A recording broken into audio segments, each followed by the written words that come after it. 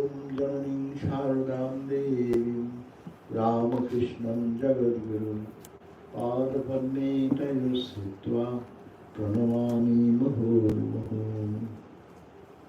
We salute Ramakrishna and Holy Mother Sharada Devi. At the feet of them, we salute again and again. All peace, peace, peace. So it is nice to see you all, and great on this occasion, our Swami Bodhasaranandaji Maharaj visiting from Vedanta. It is a really not very common day-to-day incident that he can come. Swami is our one trustee of our Vedanta, and he is the Assistant General Secretary of our whole Ramakrishna order. So there's so much of activity and work, but he is kind enough to come to visit the Austin Center. And it is me to introduce him. And the Swami Bodhasaranandaji Maharaj he received his mantra diksha from Swami Vivekananda Maharaj, the 10th president of our order. And in 87, he was ordained as a monk, and sannyas was given by Swami Bodhasaranandaji Maharaj, 11th president. And he worked in our very prestigious organization started by Vivekananda, Advaita Ashram. Obviously, the English magazines and books are printed from that to disseminate the philosophy and spiritual teachings of Advaita Vedanta and Ramakrishna Vedanta. And he was there 36 years. First, he was as a managing the Calcutta Center, and then he became the president of the center also. He became the trustee of the Belmont board. Then he moved to Belmont as the assistant general secretary for a long time now. And he also has some rights, has studied well in his own life, but he also given to the society some of his compiling several books. He has written stories from the Bhagavatam and Vivekananda, the great spiritual teacher, and other substantial books. And he's a very wonderful speaker, and he has a vast experience of moving around all the centers and how the Ramakrishna Vivekananda movement is moving on all over the globe. So he has a direct experience of that, and he helps promoting many of these Vedanta movements in different centers, different segments of India and outside. And Swami Bodhasaranandaji spoke, very powerful speaker, and they delivered several lectures. And on the historic speech of Swami Vivekananda at the World Parliament Religions, a keynote addresses at the religious conference. He addresses that, and he advocated, and also he was the manager and he was the president also of the Prabuddha Bharata, a journal started by Swami Vivekananda. So to say simply, it is a great privilege to have him with us today. And Swami will be speaking on the topic, Swami Vivekananda lives among us. But Swami said that I should speak 2 minutes. Listen his pardon. But I said, no, you are the key person today. They listen to it, they hear me now and then, but they will not get much chance to hear from me. We are here, this Austin Center, that has been started by Swami Swahananda Maharaj. Some of you who are new may not know this, and he wanted that these people of Austin should have a place where the philosophy of Advaita Vedanta, which is so liberal and so meaningful in the life of today, will sit together, gather together, meditate, pray, study Vedanta, and lead a Vedantic life of freedom, life of purity, life of strength, life of what is called inner potential awakening. So this center was started and is going on with some ups and downs of so much, but now we have the two homes, this house and that house together, And I'm very pleased to see that whenever I come, you see that this house is almost full. That means the desire to know Vedanta and to live Vedantic principle is being growing, and that's a great sign. So what we want in life, we are all seeking for, as they always say, seeking for what? They're all seeking for joy. You are all seeking for peace. And we are all seeking for eternal. What type of peace? Not material peace. You know, it is momentary. Joy we want, not momentary. Happiness we want, not momentary. We are dissatisfied with that. We want something which is a perpetual nature. And where is that perpetual nature? We can find it. Where? First we search our quest. Our quest is for searching that joy, eternal joy, through the sensate experiences. Upanishad says, Katha Upanishad says, Parang Chikhani Bhattrinat Sayambhu, Tasmat Parang Pashyatinam Taratnam. Our eyes, God has created our eyes focused outside, our ears outside, and all the senses, 5 senses, all outside. Therefore we see the outside world, and that the immediate contact happens with the senses and the sense objects, and mind connects with them. And as soon as the mind connects, it brings the sensation of pleasure and pain, likes and dislikes, all these dualities come in. And that is the way God has created. One become many.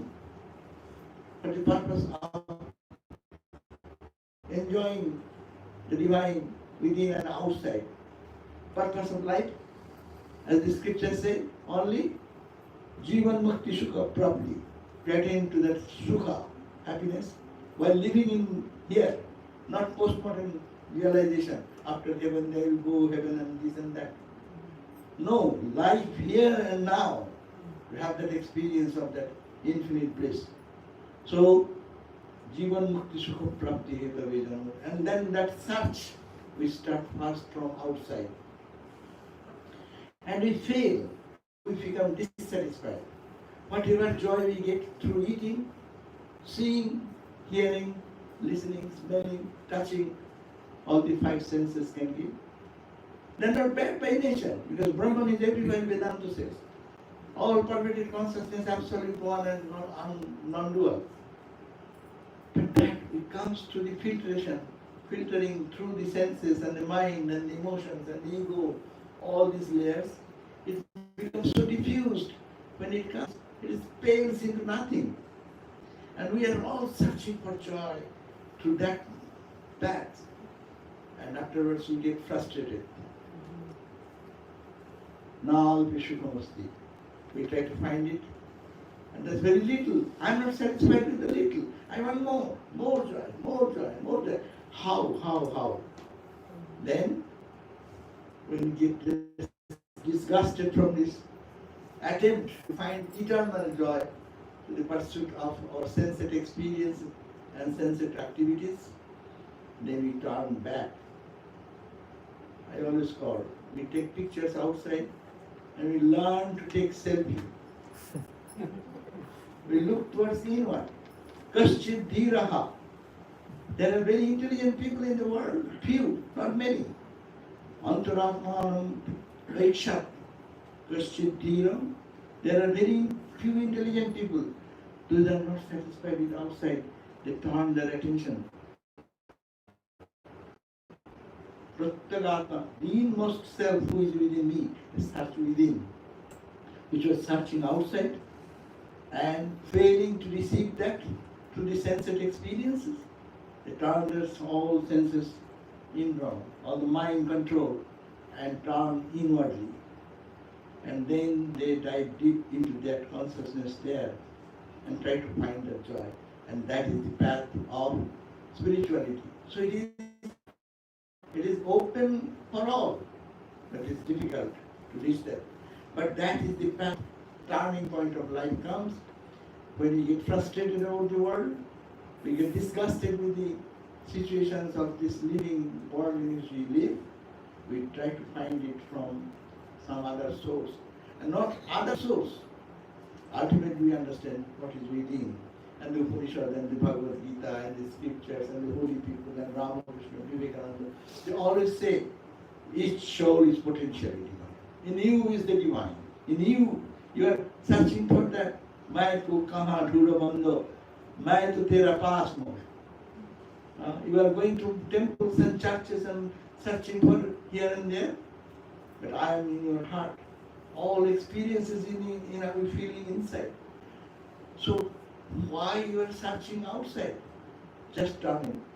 Mano chalo nijo niketane. Then it turn. If request comes, oh my mind, searching outside. Now let us move.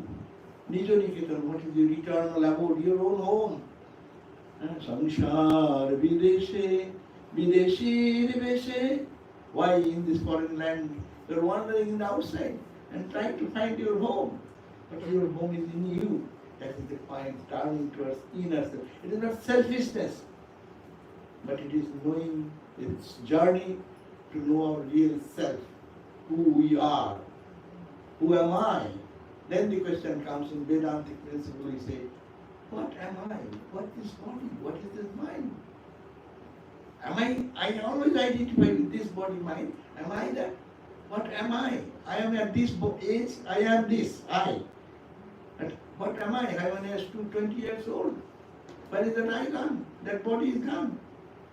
So what is I? It's the identity crisis. Our whole life is identity crisis. We're trying to find who am I, but fail to find I.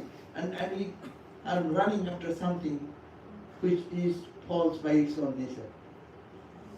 So these philosophies to find out the truth within has been demonstrated by Sri Ramakrishna.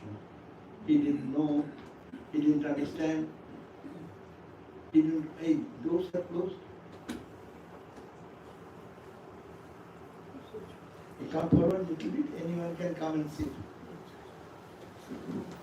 As much as you can.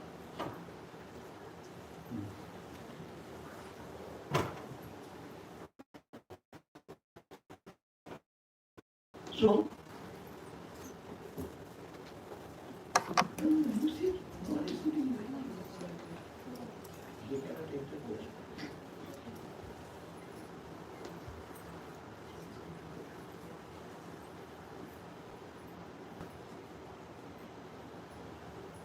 So this attempt is an ancient attempt to find the divine within. And that search has been started from ancient time immemorial. People used to go to the forest in a secluded place to find the identity, what the reality behind. No? That search was going on. But it is a new, in this modern age, again that reality has been proven in the life of Sri Ramakrishna, Holy Mother, Vivekananda, and all the direct disciples. It is the truth, it is the science, it can be verified and verifiable. Sri Ramakrishna did that in his singular life and turning his attention from the whole world. Did not look at anything. Only Ma. He believed that there is a divine. And that divine is mother, he is called as mother.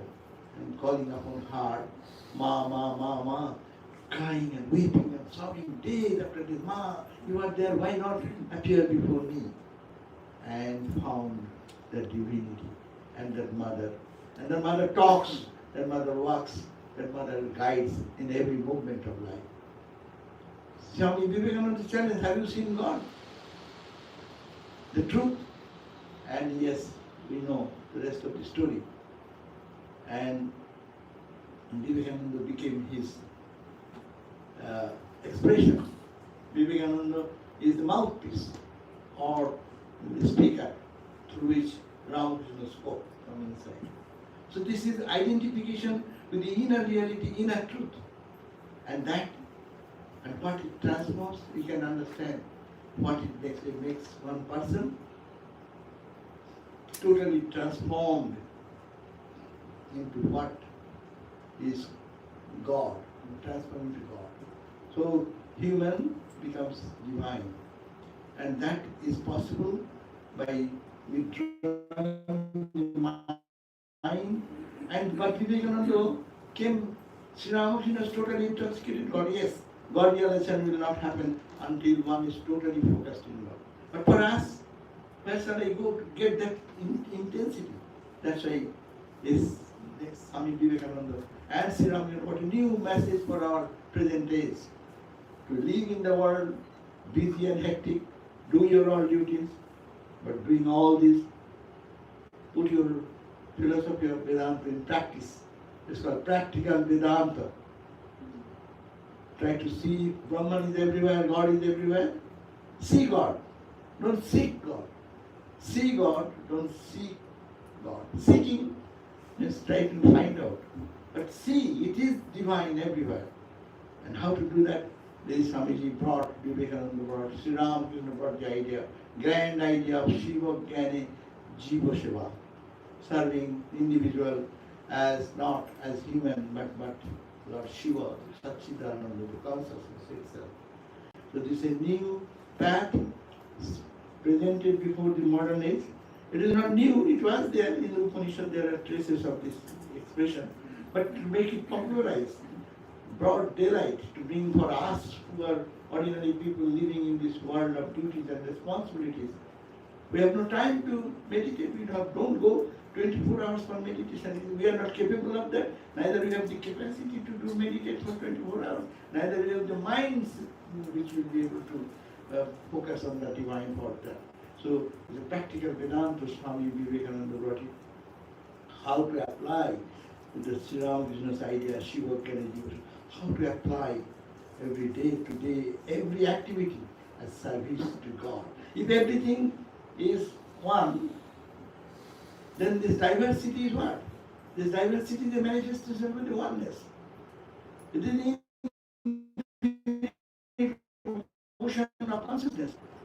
Let us imagine it is an infinite ocean of Pacific Ocean. It is all water. But all the ripples and bubbles and waves, how much different are they? Are not they all ocean? Are not they all H2O? Are not in Satchidananda, I always say H2O means 2 hydrogen, 1 oxygen. Here Sat, 1 Chit, another 2, and third is Anand, Satchidananda. So this is all Satchidananda, but I am defining it as ripple, as wave, as billow, huge wave, a tsunami. It is all wave, all constituted with Satchidananda, the same Satchidananda, it is all consciousness, it's all God, it's all divine. So I don't understand it because there is some problem with me. My mind is clouded. I don't see the sun today because it is so clouded. Or when the cloud goes away, I see the sun. Sun didn't appear or disappear. Clouds appeared and disappeared. So then we have to remove our clouds by selfless work, by dedicating our life in meditation and prayer, by devoting prayer, puja, worship, and all the 4 yogas path Ramakrishna Vivekananda has given us. So we'll hear more from Swamiji, Swamiji's words of Nandi. He will be speaking, focusing on his life. Swami Vivekananda will give some how that Vivekananda who gave this message, he lives within us, and he said that I shall inspire men everywhere. That's a powerful statement of Swami Vivekananda. It may be that I shall cast this body off like an old worn out garment. Swami Vivekananda said, but I shall not cease to work. I shall inspire men everywhere until the world shall know that it's one with God. That is, this inspiration is continuing, and that is Vivekananda's work going on to raise our consciousness to the divine. Thank you. Welcome.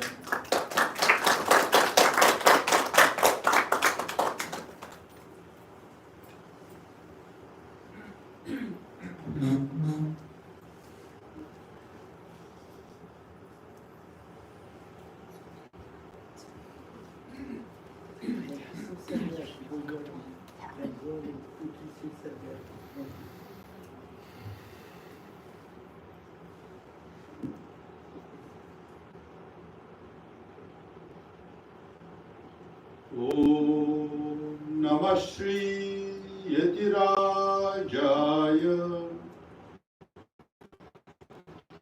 Vivekananda Surai Satchit Sukha Swarupaya Swami Tapahari.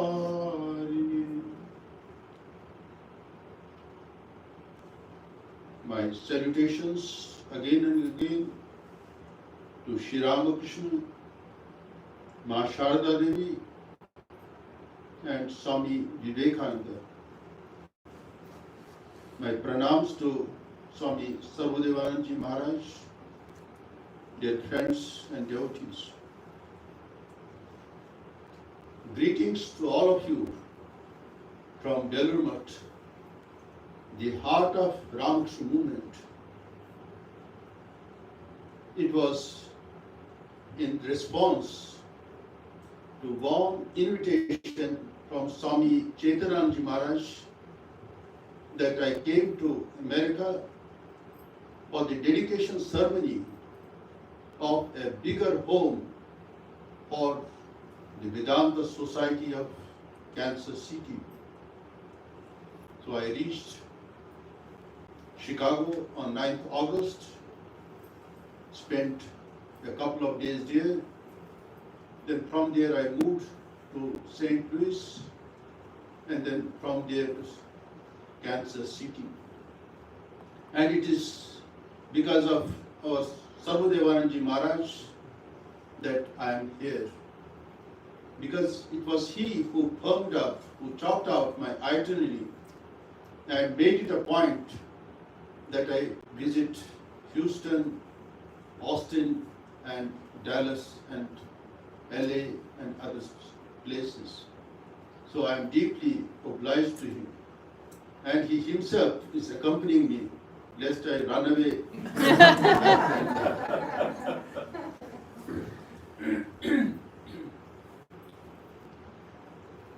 Sri Ramakrishna, when he was deeply engaged in austere and spiritual practices for long 12 years at Dakshineshwar. His sadhanas, his spiritual practices, concluded in 1872. During his sadhanas, it is towards the end of his sadhanas, he got divine intimations from Mother Kali that he has to start one monastic order. And for that, some young monastics will come and help him. They will spread his message everywhere. So this divine intimations, he got many, but this is one among them. So after some time, nobody is coming. He was very curious. He became restless. Divine Mother told me that young monastics will come who will share my divine knowledge, the revelation that he had with the rest of the world. Swami Vivekananda, in one of his letters to his brother disciples, he writes, the nectar which has been obtained by churning the ocean of Vedas, Brahma, Vishnu, Maheshwar and other gods have poured their divine strength into this. And other incarnations who have visited this earth, they have further strengthened this nectar by pouring their life essence into it. Sri Ramakrishna has come with that nectar in its fullest measure, And we don't have to drink the whole nectar. Just one drop is enough for our redemption. We'll become a blessing to ourselves and to the whole world. So this was the mission of Sri Ramakrishna. So whatever revelations he had, so he wanted this nectar to be shared with one and all. So an incarnation, he doesn't come for his own sake. He comes for the entire world. So after Sri Ramakrishna got these revelations, Mother assured him that young disciples will come, but they were not coming.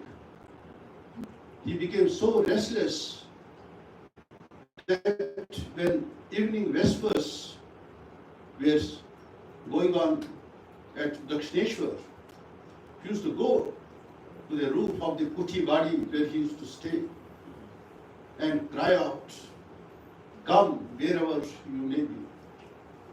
So it is in response to his divine call that his disciples started coming. They started coming. So the vibration of the divine call is so great that it is irresistible. You cannot resist it. I myself, I came from a very far off place. Nobody knew about Sri Ramakrishna in my whole family or in the whole district. But when that call came, it became irresistible. I had to leave everything behind and just to do Lord's work. So it is irresistible. When Sri Krishna played on his flute, gopis, wherever they were, in whatever circumstances they were engaged, some were looking after their children, some were looking after feeding cows and other things. Like mad women, they ran towards forest. So people become mad after God. So when that call comes, we become helpless. We have to follow that path. We have to.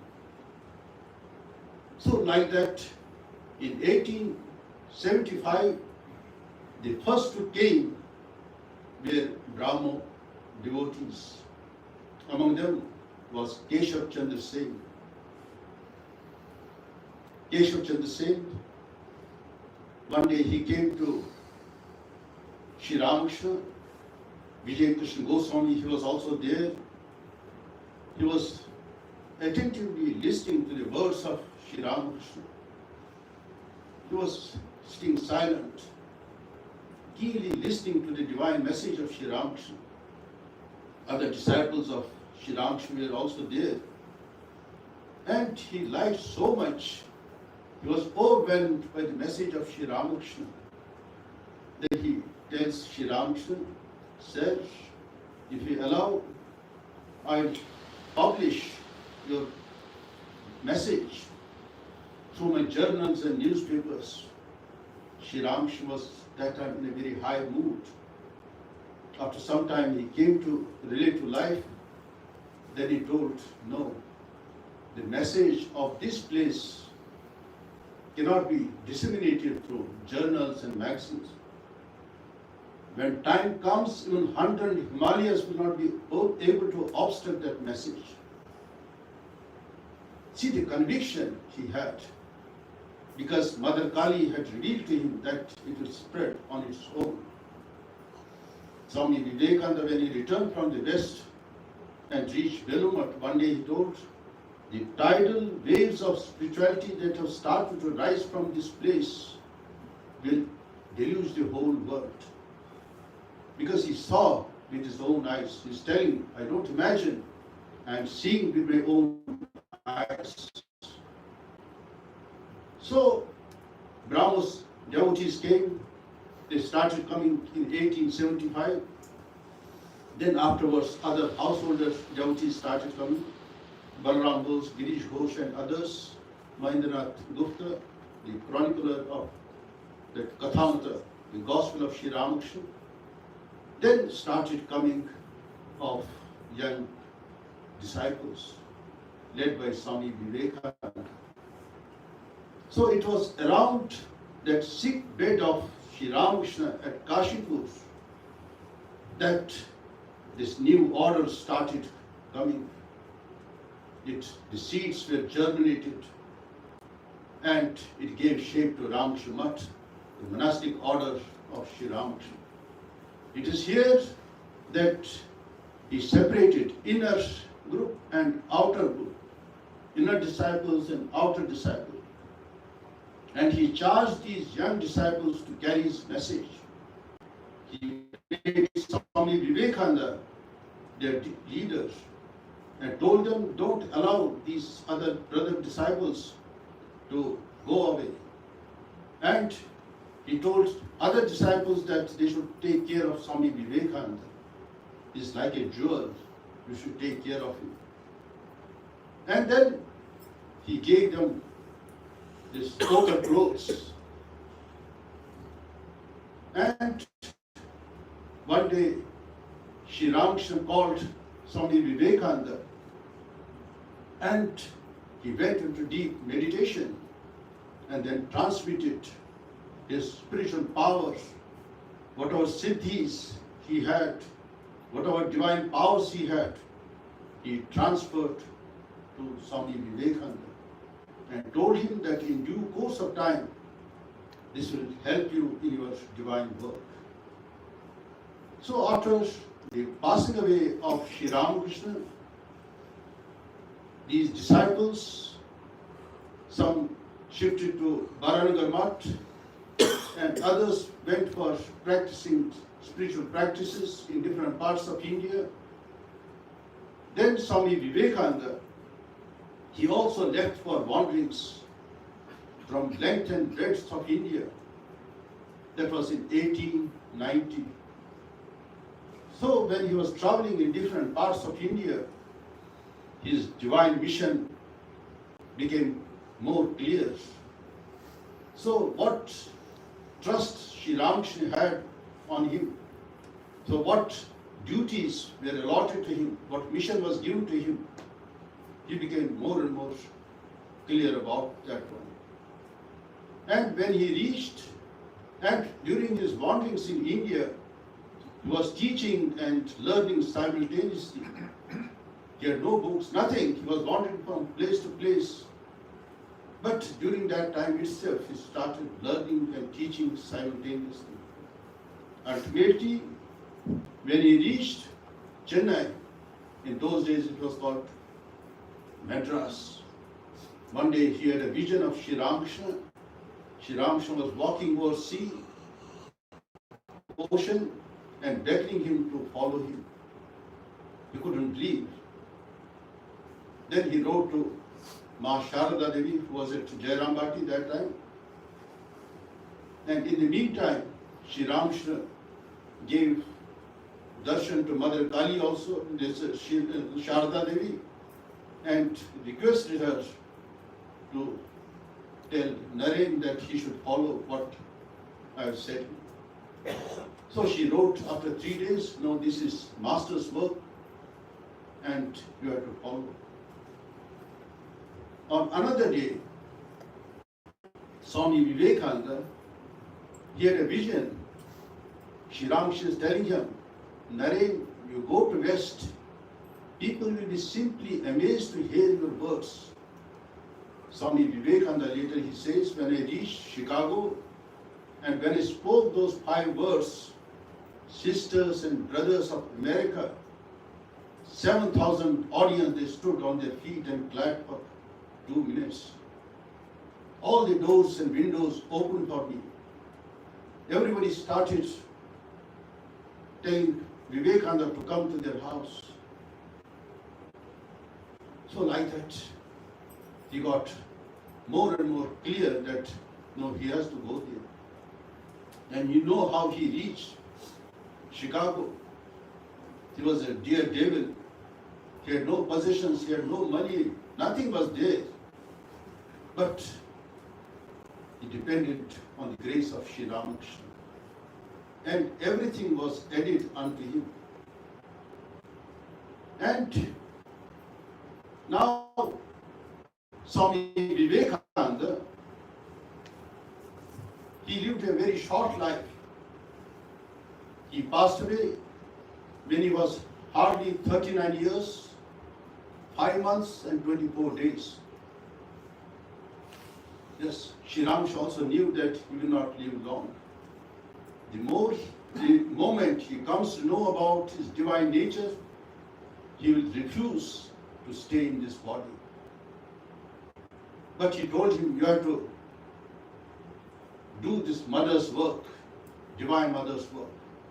So what work was initiated by Sri Ramakrishna and Swami Vivekananda followed it, it is divine mother's work.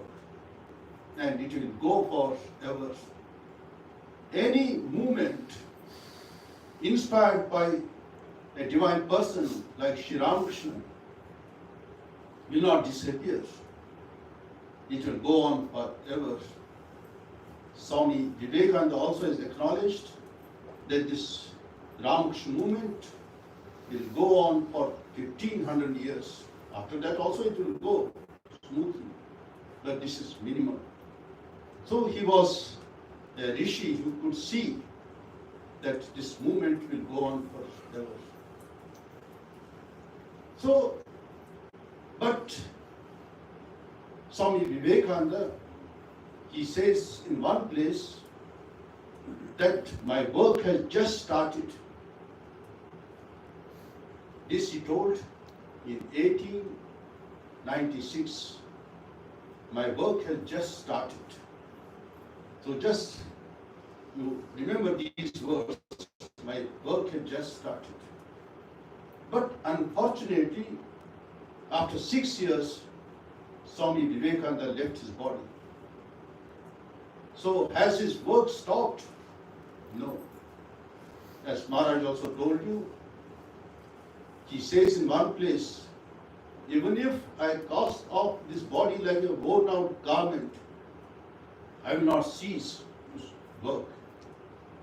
I will go on working and inspiring people until the world knows that it is one with God.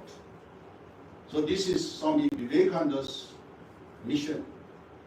And he says, my mission is that to manifest this divinity within each one. So the divinity which is inherent within us, he says, and make it manifest in each and every person. So that is his. That's why his message was, awake, arise. And he has used 30 times in complete works of Vivekananda, 30 times. And about science, he has mentioned it, this word science, at least 300 times in his complete works. So, awake, arise. And he borrowed these lines from Kathopanishad, Uttishtita Jagrata Prapya Varani Bodhata. So this he took from this. Arise, awake, and stop not till the goal is reached. So this is the mission of Swami Vivekananda. So Sri Ramakrishna, when he was at Kashipur, he wrote on a piece of paper, Naren will teach the world. Naren Shikha Deve. In Bengali he wrote and showed it to Swami Vivekananda. When Swami Vivekananda read it, he simply threw that piece of paper. He told, no, I will not be able to do this one. Sri Ramakrishna told, even your bones will do it. Even your bones will do it. And he had to obey the orders. So, when Sri Ramakrishna says, Naren will teach the world, what is that teaching? Awake, arise. According to Vedanta, our true nature is, I am Atma, Nitya Shuddha Buddha Mukta Svabhava. Nitya, we are eternal. Shuddha, we are pure. No power on this earth can malign us, can make us impure. Nitya Shuddha Buddha, we are self-conscious. These lights are needed to reveal that divinity within us. Nothing is necessary. Just we have to close our eyes and see our own divinity. Nitya Shuddha Buddha Mukta Svabhava. And our true nature is we are free. So nobody can bind us. We think we are bound, we are suffering. It is all superimpositions upon our true self. But fundamentally, we are free. We are eternal. We are self-conscious. So to make us aware about our true nature, this is the mission of Swami Vivekananda. So when Vivekananda passed away, don't think his mission has come to an end. Otherwise, the words of Sri Ramakrishna that Naren will teach the whole world will prove false. It can never be. And Swami Vivekananda, sometime in 1896, he writes to Swami Ramakrishnanandaji, I don't like this name and fame. I want to be a voice without a form. Mark my words. Swami Vivekananda says, I want to be a voice without a form.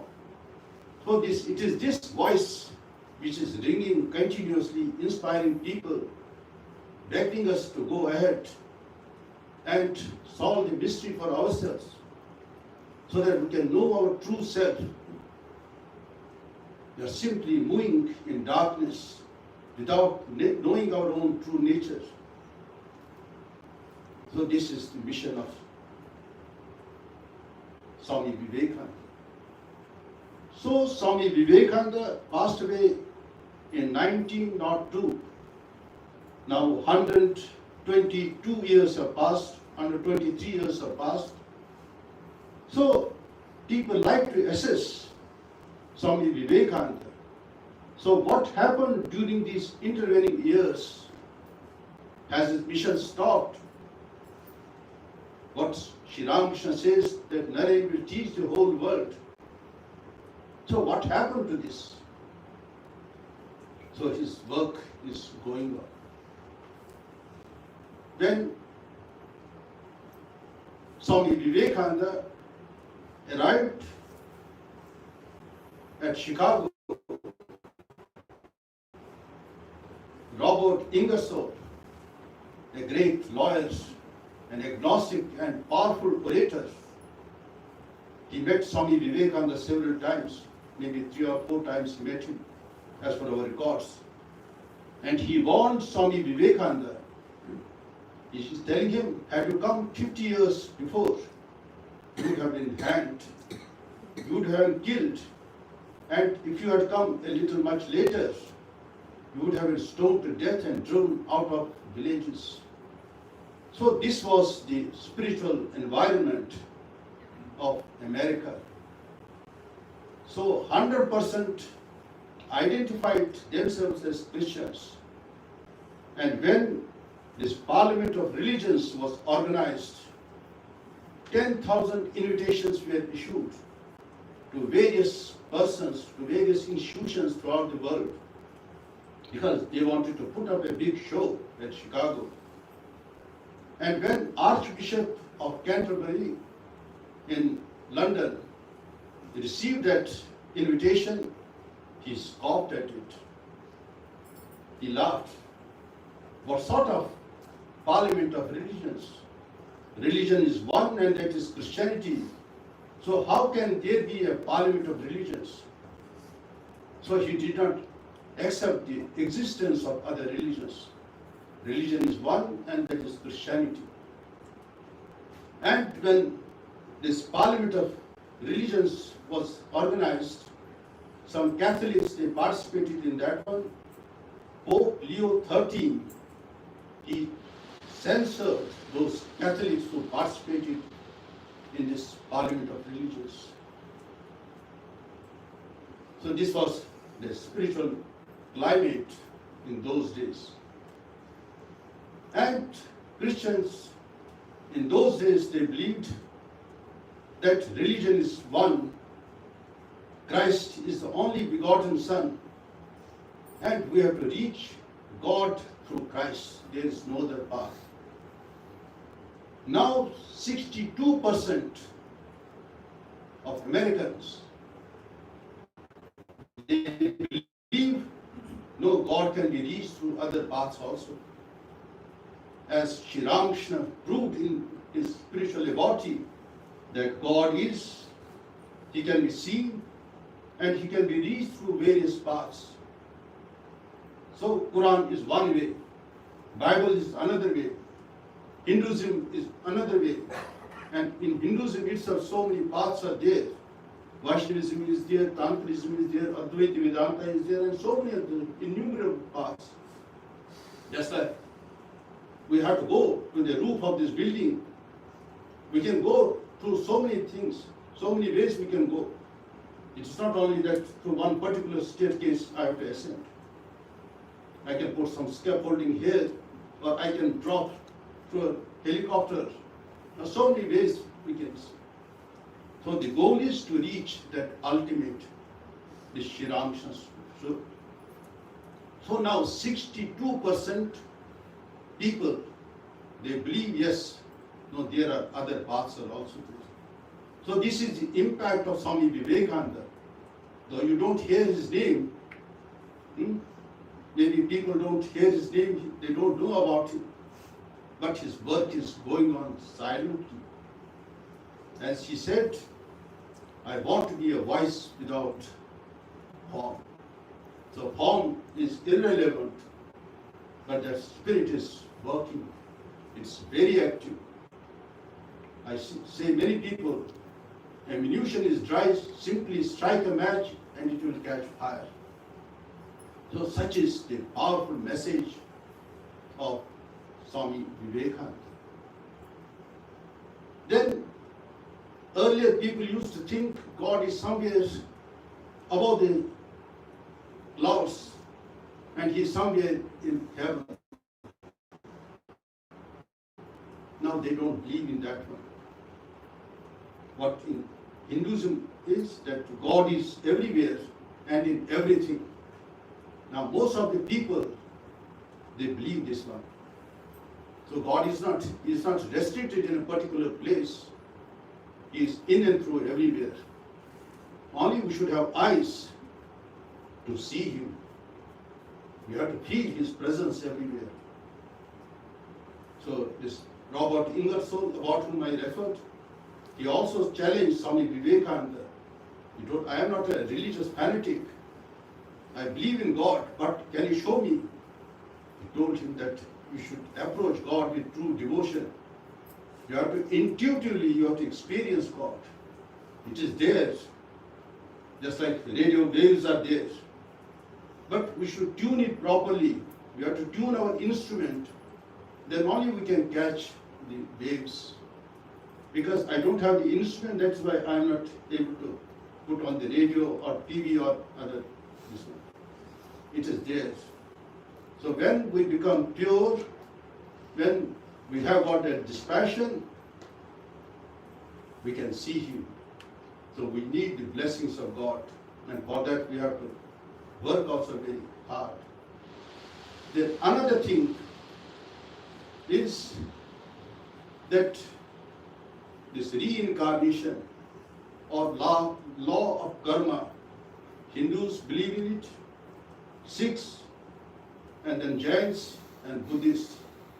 So we believe in incarnation. Suppose two twins are there, same parents, they are brought up in same environment, they are given same education, same food, everything. But you see how they grow differently. One may become an idiot and another becomes a great intellectual. One needs, say, 10 teachers and another he doesn't need anything. So how do you justify it? How do you justify it? Sri Ramakrishna, just by listening once, you could remember he was a Shrutidhar. Swami Vivekananda, just by listening once, he could remember his whole life. But others, they can't do it. So how you justify it? So we say it is because of law of karma, reincarnation. So now, other religions also, they have started to believe this theory of reincarnation. So this is another thing. And so the ideas of Swami Vivekananda, which he preached in the West, is deeply influencing other religions, other thought currents. Other religions are becoming more flexible. They are opening up to new ideas. Now that's why I went to London a couple of times, 4 or 5 times I visited. 500 churches have been sold out there. And among them, 300 have been converted into mosques. So what is the reason why people are not drawn towards churches? Because of dogmas and doctrines they preach. They come for Sunday classes and they are told, no, the only path to God is through Christ. But now nobody is going to buy that. So all paths are valid. If you sincerely follow those paths, you will reach God. And God is immanent. He is omnipotent. He is pervading in and through everything. Only we should challenge and we should try to practice and believe and see for ourselves. Swami Vivekananda, when he went to Sri Ramakrishna, he challenged him. Do you know God? Have you seen God? He told, yes, I can show you also, more intimately than you see me. So he took it upon himself and saw God. So like this, a revolution is taking place everywhere. And so much literature about Swami Vivekananda is spreading. This, since last 10 years, this year we observed the 11th International Yoga Day. So all credit goes to our Prime Minister Narendra Bhai Modi, who introduced it. Now most of the, at least more than 125 countries, they are observing this International Yoga Day. Even in Muslim countries also, most of the Muslim countries, they are also observing this particular day. So mostly they believe in Hatha Yoga or exercises. But what was there in our scriptures, that Patanjali Rishi, he tried to organize them and brought out Patanjali Yoga Sutras 2,500 years ago. And it was Swami Vivekananda who preached this yoga. Yoga means union of individual with God, Paramatma. This is union. This is called true yoga. After the Parliament of Religions was over, Swami Vivekananda, he moved to New York. He hired one hall and he started giving lectures on Karma Yoga. And 8 classes he delivered. And now that has been compiled and brought out in the booklet that is called Karma Yoga by Swami Vivekananda. Then he gave a series of lectures on Bhakti Yoga. So we can, through selfless action, we can realize God. Then through our true love for God, through devotion, we can reach God. So that book, you will find small book, Bhakti Yoga. Then he went to America and New York and then to London also. He gave the highest principles of Vedanta, known as Jnana Yoga lectures. The essence of Vedanta you'll find in those lectures, in that book called Jnana Yoga, God realization through knowledge. And then afterwards, he wanted to translate that Patanjali Yoga Sutras. He tried, but he found it was taking time. Then he dictated to Miss Waldo. Then good when he corrected it, and then it was brought out in a separate book called Raj Yoga. So these four classic books, Karma Yoga, Bhakti Yoga, Jnana Yoga, and this Raj Yoga. So if you want to know Vivekananda's philosophy, you have to read all these four yogas. So Swami Vivekananda says, by following any yoga, you can reach God. But he insisted that we should have that harmony of yogas. Otherwise, we become one-sided. So he wanted to harmonize all the four yogas. So all-round growth will be there. So that was the true yoga he preached. And then he gave so many other lectures also. All those have been compiled. And now you find complete verse of Vivekananda in 9 volumes. So one lady, she's a journalist, Anne Louise Bardock, an investigative journalist. She says now yoga has become a $6 billion industry. $6 billion industry. Because yoga mats are there, yoga expanded dress is there, and then yoga, the chadar is there. Some are just using rosary and other, and that rosary bag. And everywhere you will find yoga sessions are given, like Starbucks, spreading everywhere you will find. I went to Australia, there also I found so many vehicles were parked outside. I thought, what is the reason? No, yoga sessions are going on in Perth and Adelaide and other places. So here also, on airports, railway stations, in schools, colleges and other places, even in remote villages also, yoga sessions are being given. Then another, and this credit goes to Swami Vivekananda, because he was the first to take yoga to America and to the whole world. He preached this philosophy from the portals of Chicago, and it went broadcast everywhere. So Swami Vivekananda was the first person to take yoga, and that message is even now also. The man is not there in his this gross body. He may not be there, but in subtle body he is still working and inspiring people even now also. And then another lady is there.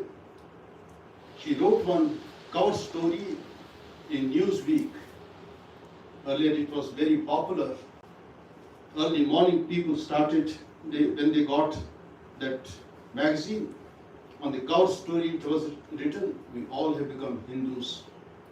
So people became curious. How is it that all of us have become Hindus? Then she gives all those things, how Hindu ideas are spreading everywhere. As I told you, now earlier that cremation, people used to bury. Now 1/3 are being cremated.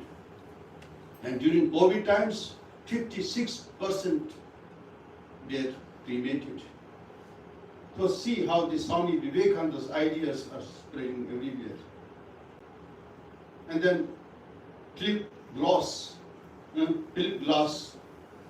choral presentation he gives, and he wrote that, presented that Passion of Sri Ramakrishna. It became so popular. So like that, people are being inspired, and they present in a different manner. And so many singers are there. They're all Americans. They're also holding so many kirtans and then singing sessions. And they have got huge following. 4,000, 5,000 people they attend there. Who is behind this? Who is inspiring people? It is Swami Vivekananda. So now the time has come, then we should rediscover Swami Vivekananda for ourselves. There are authentic and detailed biographies of Swami Vivekananda. So many people have written. Of course, some people, they thought Ramakrishna Mission has put a divine halo around Swami Vivekananda. Swami Vivekananda has become too awesome for us, inaccessible. So they wanted to put him, cut him to the size. They wrote biographies, but nobody took them. They could sell their books also. So now, the message of Swami Vivekananda is spreading everywhere. So, what we have read, now we have to read once again and see how far Swami Vivekananda is relevant to us. Swami Vivekananda says, Shri Ramakrishna, if he wills, he can create hundreds of Vivekanandas. It doesn't mean that Shri Ramakrishna will do cloning and produce so many Vivekanandas. It's not in that sense. It means that Swami Vivekananda will have perpetual, it will have eternal relevance. Shri Ramakrishna also says that he will be reborn after 200 years, in some places it is written after 250 years. So if Shri Ramakrishna comes today again, is reborn again, don't think he will give a different message. He says the only this one message was that the only thing real is God. The ultimate goal of life is God realization. This is the main teaching of Shri Ramakrishna. So if he is reborn, don't expect he will say something else. Jesus Christ, about 2000 years back, he came and told, blessed are those who are born pure, for blessed are those who are pure, for they shall see God. So if Jesus Christ comes today, don't expect he will change his message and say, blessed are those who are impure in heart, for they shall see God. Don't expect it. He's not going to oblige you and give his message in a different way. Their message will be same. Atmarte prithvim tejet. So all sages and saints and all incarnations had one common message.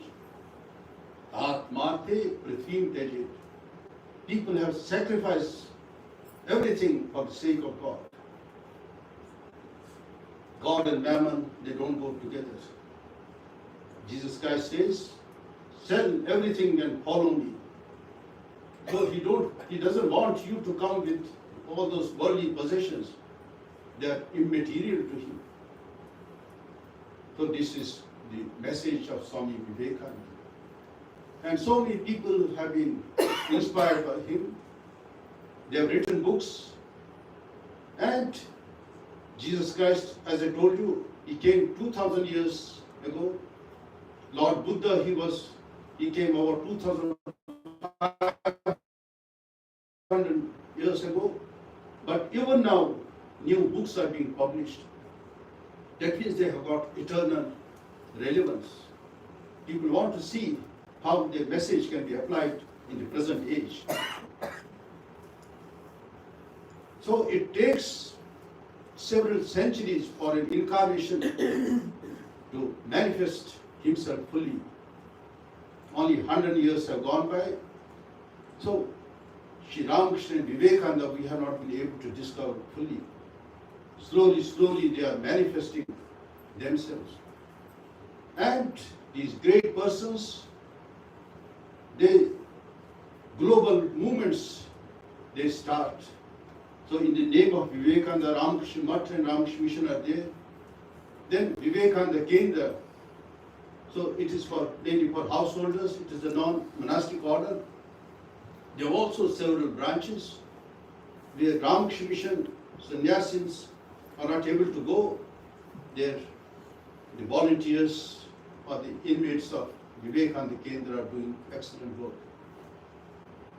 Vivekananda Akhil Bharat Yuva Mahamandal is there, another organization. They have also got several organizations. They work mainly among the youth.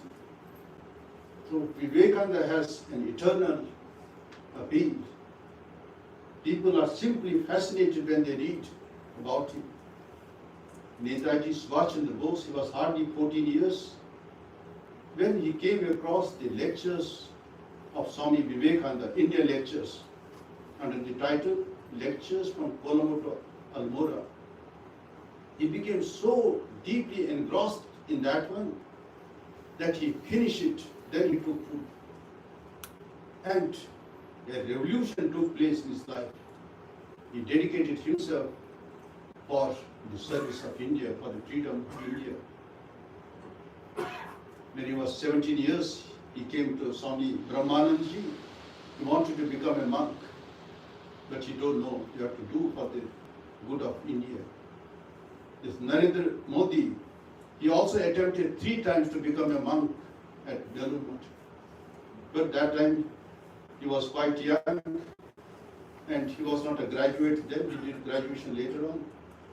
So Swami Madhavanandaji Maharaj and others, they told him, no, this is not meant for you.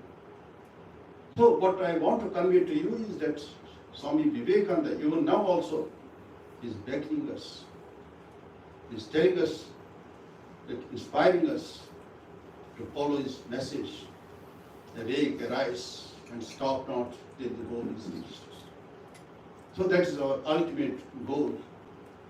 Wherever we may be, in whatever circumstances we may be. So we have to become a blessing to ourselves and to the whole world. So that is the ideal to us.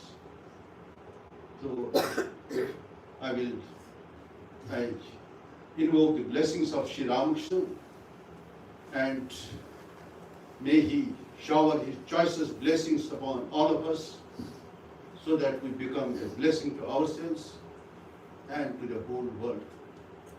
So we have to contribute to the peace and development of the whole world. We have to take the whole world with us to higher levels so that there is no discrimination. All people live a good life and lead towards Om Shanti, Shanti, Shanti. Hari Om Tat Sat.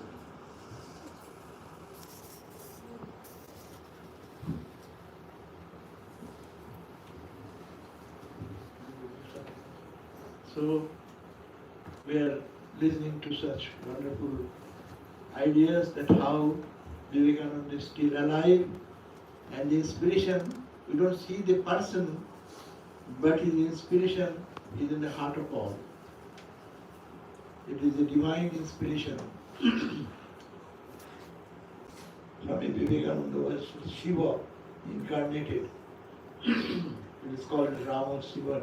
Swami Vivekananda was one among the 7 sages in the race, residing in the highest state of oneness with God, almost merged into Samadhi.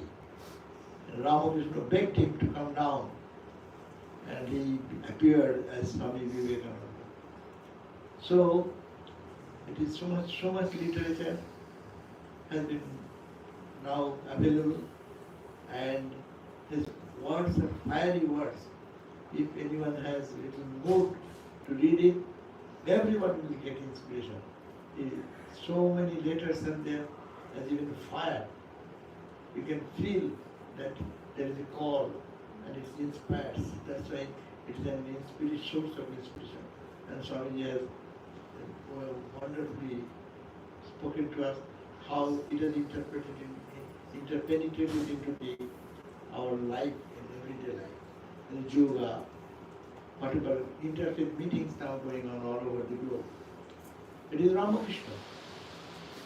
So one day there was a Los Angeles interfaith dialogue was going on, and I was appreciating that you are doing our work. We are doing day and night this harmony of religion. We are talking day and night. In our every class, lecture, talk, because it is our life. We believe in that, and that is the work. There,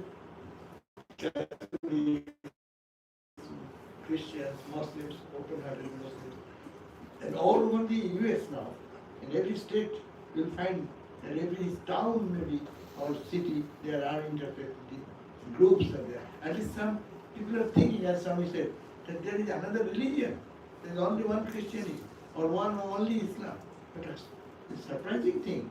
Whatever may be the difference, whatever fight is going on outside, but there are sensible people are coming together to understand there are many mansions in the, like Father said, no?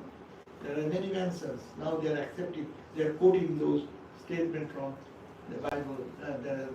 That means there are many homes and we can approach them different. So this is the unique contribution of Swami Vivekananda. And they are not man, no. They are not a man or woman, but they are this divine God incarnated in that form to lead the whole humanity, as Swami just said. So thank you, Swami, for giving this presentation. Please come again. And so thank you all for joining. Wonderful. And I see many new faces also every time I come. Good. That means his call is pushing someone to move in a direction to find where is genuine spirituality. We need genuine spirituality, not following this doctrine and dogma and those ritual and form. That those are necessary, but they are not all. They are only secondary details, Vivekananda said. And the freedom is the goal of life. Attain freedom, and in this journey, these rituals things will get. But ritual become all, and freedom goes away. That is the way we are thinking. Now it is starting on the table. So we are all grateful that at least we are drawn into this ideology and to now the question of living the ideology. So now announcement today all is. So questions from anyone? We have a question and answer session. Oh, question answer. Okay, good. Many have come from distant places. Many people have come from. I say you have any question for Aristotle Nana, so you say some. If you have any question, raise. All questions have been resolved. Only that God and God alone is there. Do you have any people have any question?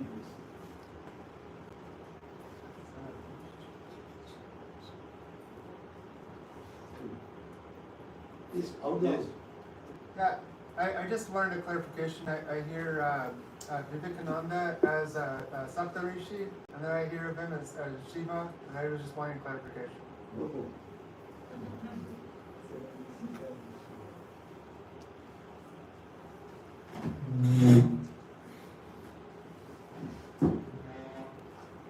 Shri Ramakrishna, he had a vision and saw that Swami Vivekananda Saptarishi, he himself went as a child and begged him to come to earth. And when Swami Vivekananda was born, Shri Ramakrishna saw that a divine light coming from Varanasi, and it descended at Shimla Street, where is the birthplace of Swami Vivekananda in Calcutta. He could see it.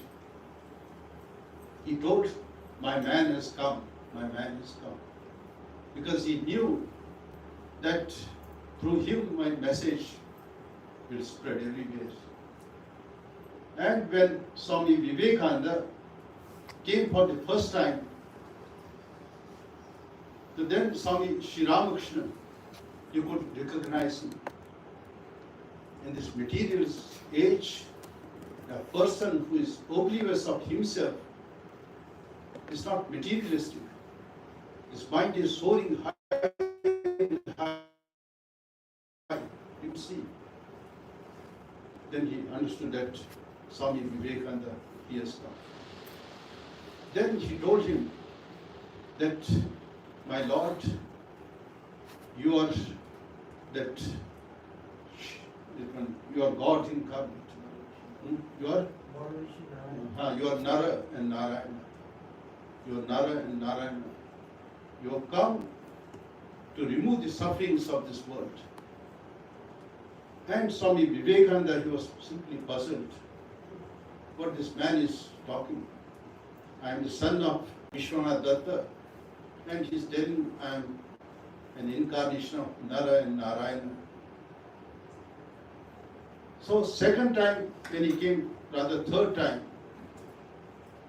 Sri Ramakrishna, he wanted to test for himself, because Divine Mother Kali had told him that here is this boy, he is that Saptarishi. So he wanted to test for himself. He wanted to put him some questions and determine for himself.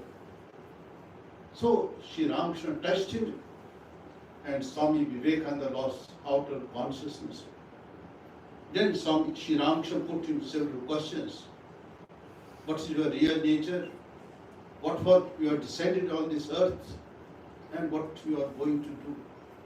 So he clearly answered all his questions. So Sri Ramakrishna, Swami Vivekananda, he also got afraid. What you are doing to me? I have got my father, I have got my mother. So Swami Vivekananda, Sri Ramakrishna understood, yes, the time has not come yet. It will come in due course of time. So he could see that. And Sri Ramakrishna, by simply looking at Naren, will transport him to higher states of consciousness. He used to go into Samadhi. When Vivekananda sang, Sri Ramakrishna will be transported into a different world. At times he couldn't even utter his word, Naren, he couldn't, just simply na, and he will go into Samadhi. Because he could see that Narayana, he could see that Shiva in him. We are seeing with a turban, Swami Vivekananda immersed in Samadhi. Actually, he wanted to teach this yoga, meditation to people in London in a hall. But the moment he started teaching them, he himself went into deep Samadhi. Then in that state, who will teach whom? Because he is seeing the same consciousness everywhere. So he couldn't do it. When Sri Ramakrishna also, he wanted to tell about God, his true nature, but he's telling somebody is pressing my throat, not allowing me to speak. So he saw Sri Ramakrishna, Swami Vivekananda in a different light. So he was Saptarishi.